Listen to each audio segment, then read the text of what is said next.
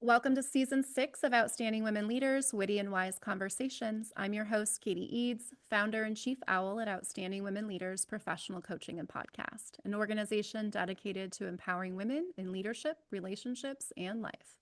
Owl is on a mission to host 100 million witty and wise conversations that inspire you, disrupt the way leaders think, and stir your soul into aligned action.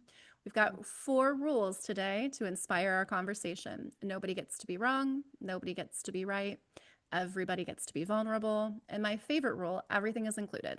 We do not edit here. This conversation is exactly what it needs to be in this moment in time. We've asked our guests to join us via video to allow us to create authentic connection. Eyes are the window to the soul. You will be seen here. You will be heard. There is space for you. When this conversation comes to a close, I will ask our guests 3 questions. If you've tuned in before, you know what they are. If you haven't, you don't want to miss them. But enough about me. Today, I'm excited to welcome Outstanding Women Leader, Josy Amann, co-founder of AXM, a leading women-owned media strategy and intelligence agency that's worked with powerhouse brands like Sierra Nevada Brewing Company and Mountain Hardware. With 20 years of leadership in a rapidly evolving media landscape, Josy brings sharp insights into how attention is shifting, what brands are missing, and how women leaders are changing the game, not just in business, but in how we show up for each other and the world. Welcome.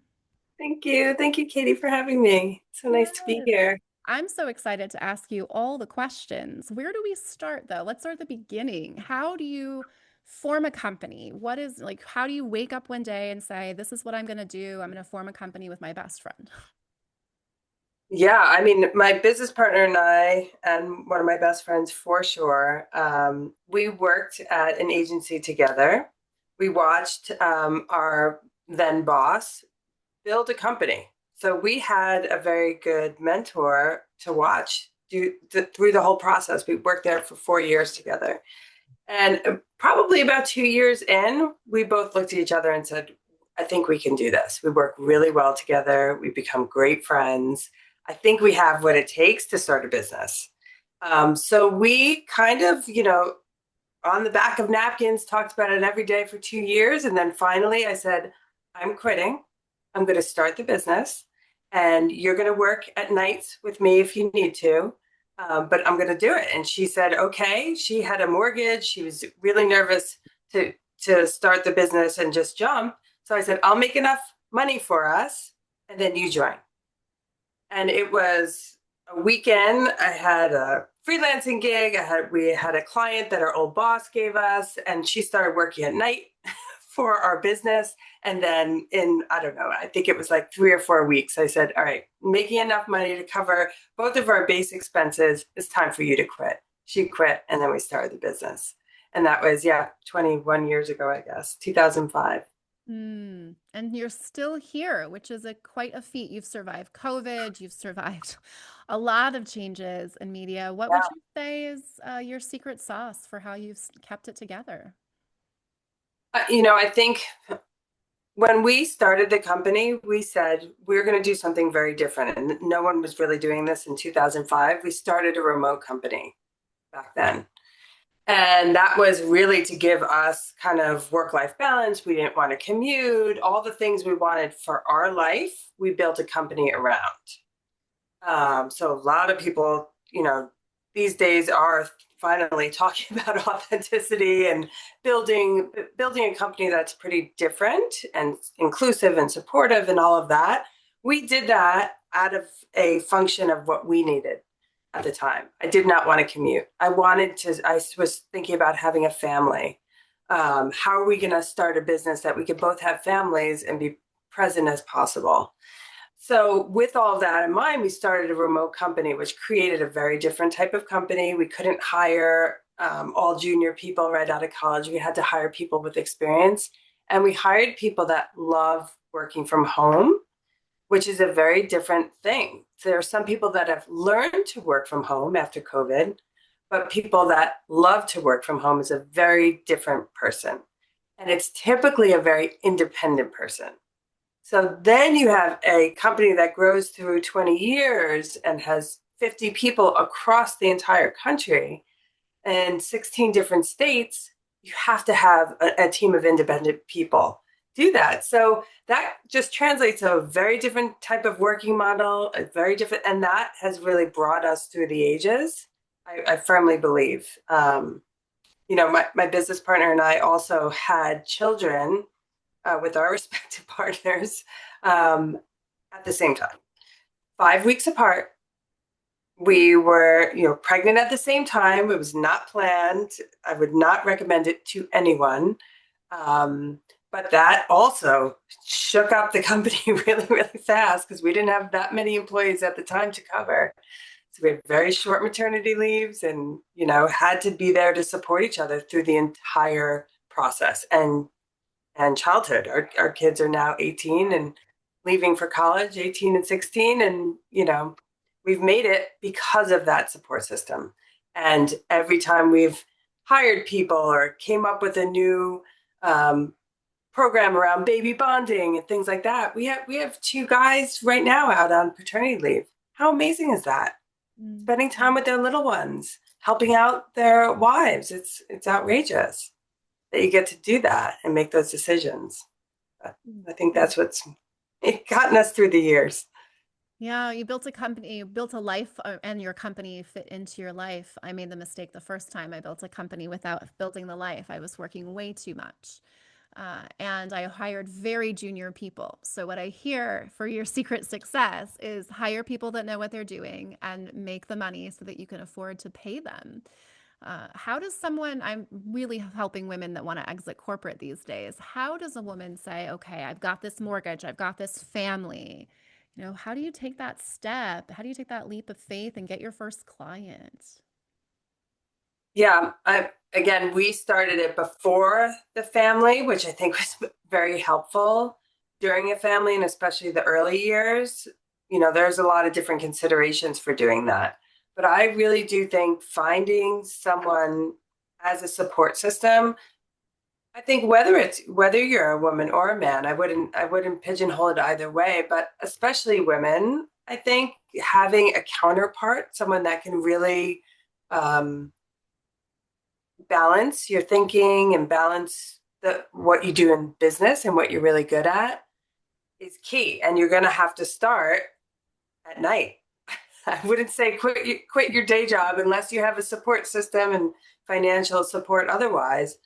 But you're going to have to start it at night, and you're going to have to find someone to kind of balance you. And it's hard work. There's no doubt about it. There's just no easy path. You have to learn in the drudges of it all. Hmm. Yeah, I never tell women to quit without having something to quit into, right? You exit. Yeah, When I exited out of teaching, I exited into a business that had been built for a year. So yeah. very good advice on making sure that your support systems are in place, that your financial piece is in place. Mm. And I also heard you mention like 2 years you talked about it before you finally took that leap. And I hear a lot from women like, I've been talking about it for a year and I haven't done anything yet. And I'm always like, well, the timing isn't right. Right. How old were you when you took the leap? 29. Yeah, so right before your 30th. Exactly. Yep, I celebrated my 30th with my company, first company as well. And so Okay. sometimes, women that are at that 35, 36 range, 38 to 42 is usually a time of transition as well. Mm. It's always good to kind of know, like, if it's not happening in your time frame, it's probably going to be successful because we're really aligning with the universe's time frame, not with just our own. Yeah, I think that's exactly right. Timing all along the way. Sometimes you can't even believe the things that happen to you along the way. Like, I think there was I don't know if it was after 2008, after the bank crash, or yeah, probably around that time. We were in such a difficult position financially with the business. We've always been very conservative and have never like borrowed money or taken money. We've always kind of built our business based on what we've made. But it was getting really tight at that time, and we said, if we can't turn this around and the whole world was crashing down, we're going to have to think about getting jobs or going back to the working world. Um, and I'm telling you, that week we got a call from a friend that said, hey, I know about this company, and they were a big company with decent budgets. We went in, we pitched to two women, we got the got the job on the spot, and it changed around our world. But it was days within making that decision, days. So you just can't make up things like that. Mm-hmm. You know, have to pay attention to the timing of things. Mm-hmm. Yeah, and you're also really passionate about helping female founders. Like, why should women build companies? Like, how do we help women get there? I'd love to hear some of your insights.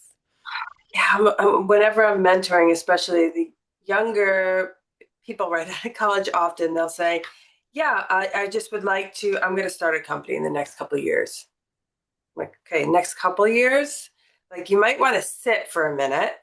You might want to get a job that gives you an exposure to a ton of things. That's why I loved growing up in the advertising agency world, because you worked with so many different types of clients, so many different types of businesses, and you could learn really, really fast instead of just, sitting. So I always encourage people be in those environments where you can do a ton of stuff. And if you're not getting enough of that stuff, especially when you're young and you don't have kids and you could work a little harder, ask for it. Just keep asking for it. Take a second job, take a class, whatever it is. That is your time to shine and learn everything you can. Don't jump into starting a business too early until you have a little bit. Yeah, you need something to talk about. Mm. Yeah. I think, it's a big thing. Yeah, I always say you don't want to peak too early. You don't want to be like that person in high school that had their glory days and now they have the rest of their time behind them. And you'll Uh, be frustrated. You'll be frustrated being a business owner and being a, leader and having your freedom, and then all of a sudden having the shackles back on. mm.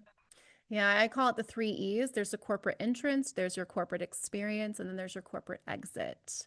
And the experience is the most important part because that is your story. It is your journey. Just being a coach myself, I'm the only person I know that entered coaching not to just escape corporate. I have my own journey when I had the CrossFit gym. I've had my own journey with this. And I'm like, well, I just want to be the best. And if I'm the best, then I'll have clients. And being the best means you have to get a lot of reps in. I played tennis in college. And for me, that was, I don't need like 100 people at one company. I need 100 companies with one person at each company. That's So right. I can tell you exactly what's happening in the Fortune 500 world because I've had at least one person at the majority of those companies. It's Yeah, really that's great really. advice that you give people. Hope it's the right advice. No, it's great. you, I you see fully some kids agree. starting companies. I just read a story in the Wall Street Journal about these three kids. Are, I don't know, 17 and 18 years old, starting an AI company, and they're like already billionaires. And they didn't wait, but They didn't. They went and got their experience by cutting their teeth and building something, is what I hear. And that yeah, to me is also a different place, right? If you're coming from a marketing agency world, you do need that experience. Coaching, you need that experience. You want to build something from scratch, you can do that at any age. yeah, good point. Mm.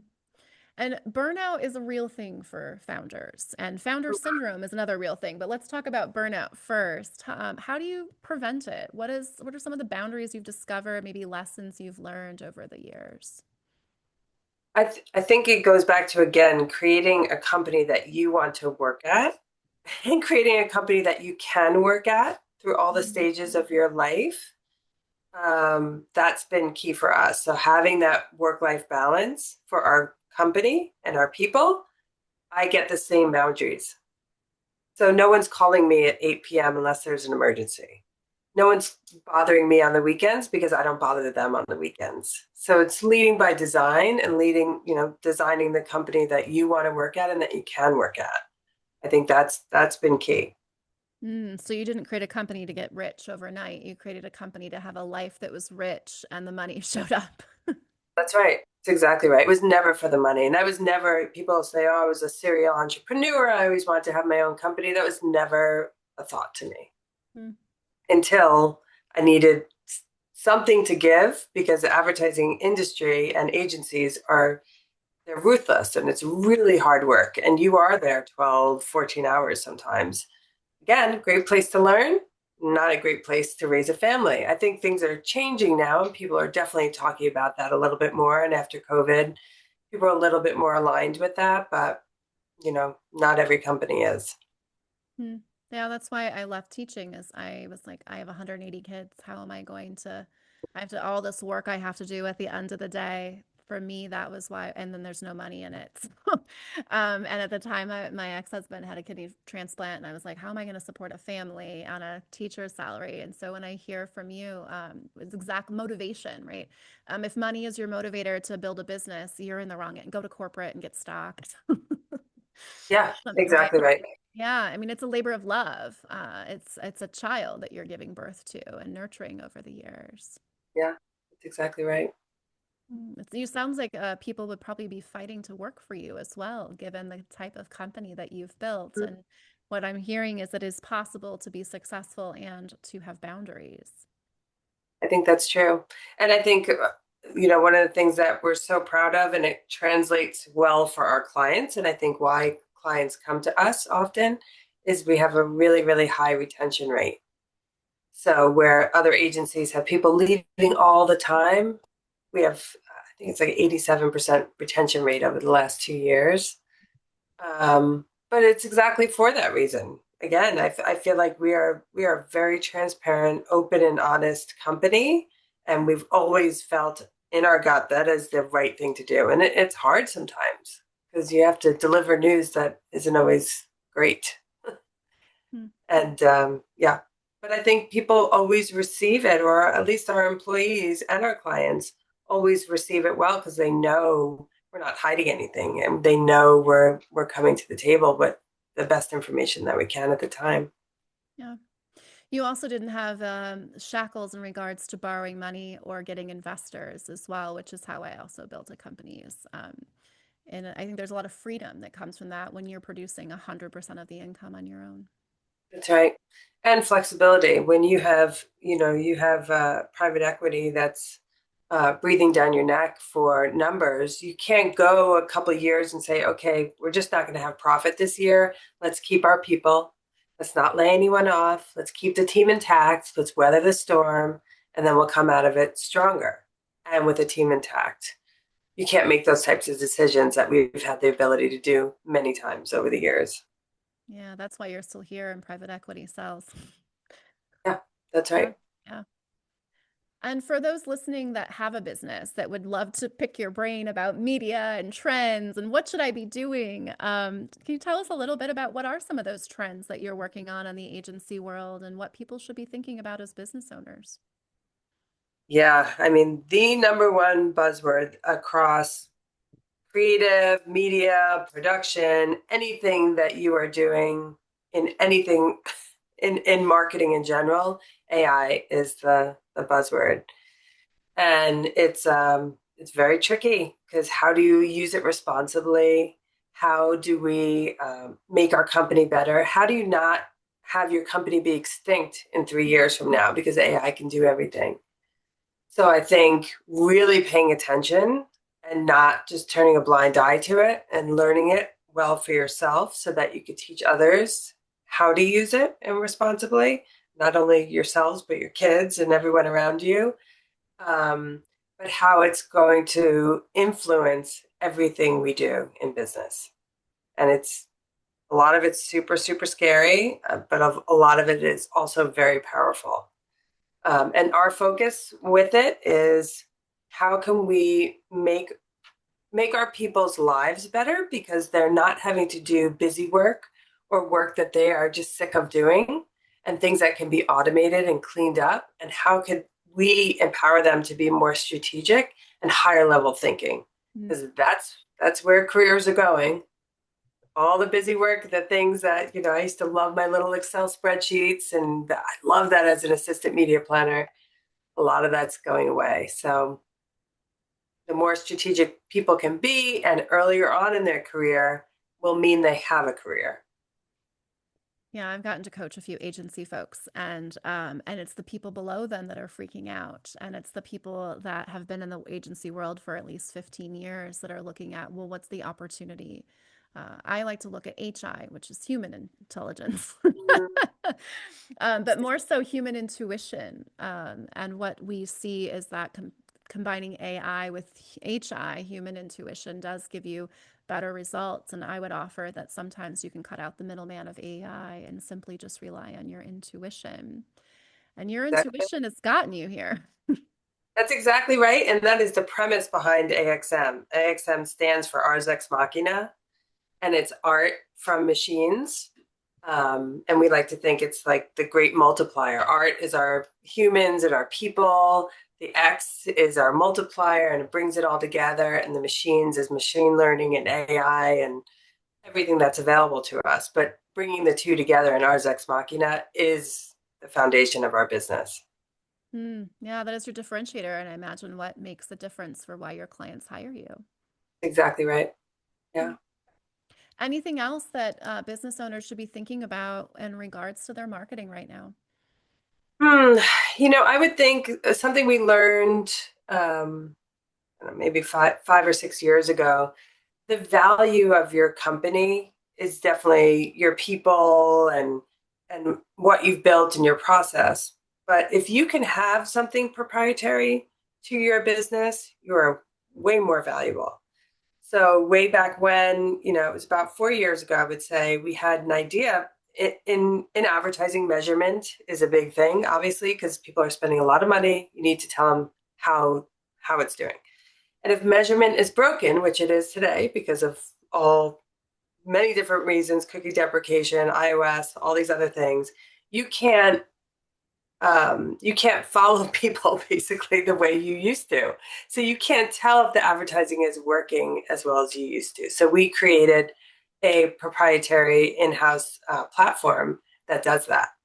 Mm. And it's kind of revolutionary. It's called Agile Mixed Modeling. And we created it and are running it for all of our clients. And it's a separate business stream for our business and makes us much more valuable than we were 5 years ago. So whether that's kind of a process for you, whether it's a technology platform, whether it's something that you have to kind of be your fulcrum, really helps selling your company to other people to get new clients and things like that. Yeah, human intelligence is still very valuable. Sure is. Sure is. And Hmm. you need humans to run those machines that we built. The machines can't do it alone. We have to inform them as media practitioners, and that's kind of the secret um, to our differentiators, how we sell that. Yeah. As we wrap up today, I have my three questions I ask all our guests. Number one, what is your superpower? Superpower is definitely to feel what other people are feeling, whether it be on Zoom or in person, and to match that. Because Mm. I just find that if you can match someone else's energy really quickly, they become calm and it becomes a much easier conversation. And what's your purpose? Uh, my purpose is to I would say so many purpose, but to be the best leader I possibly can, to show up for my kids and my my kids, my employees, in the best way possible every single day. Because everyone, whether it's your kids or your employees, are looking to you to be that support. And you can falter and you can have cracks in that, but you need to find a way to pick it up to make everyone feel that structure and to feel comfortable. And I think that's always been my purpose as a leader, is to really to lift everyone up and to keep moving forward. Yeah, we talked about that a little bit on the bonus episode. Even your superpower just came out from the bonus Oh, episode. We talked about that emotions, which is why I like to do them first. That way you don't think I'm cheating. oh, I love that. And my last question, what's next for you? Um, Definitely to launch my own kids at home. Mm. My oldest is going to college and my second is a couple of years away. I'd love to retire before I'm 60. That would be a great goal. Um, and I'd also like to retire with enough money to help my kids when they need it, to not be nervous about money, but also to have philanthropic plan in place, because I also don't want to be in a position where you're nervous to give away money because you're retired. I want to have a plan in place so that there's a certain amount of money that you can give away, and you know who you could change it along the way. But then when people come to you and ask for money because you've retired young, which they will, you can have a plan in place. And I love that feeling. That I just need that structure. So It sounds like a donor advised fund or a DAF. that, What's that's next for you exactly right. as well? Exactly right. I love hearing that from someone with a nonprofit background. I know you said your husband also is a nonprofit, but someone that was willing to invest in a generation they'll never live to see is what real leadership is about. Yeah. I love that. I It's love to so give true. our guests the last word. So anything you'd like to share with our audience?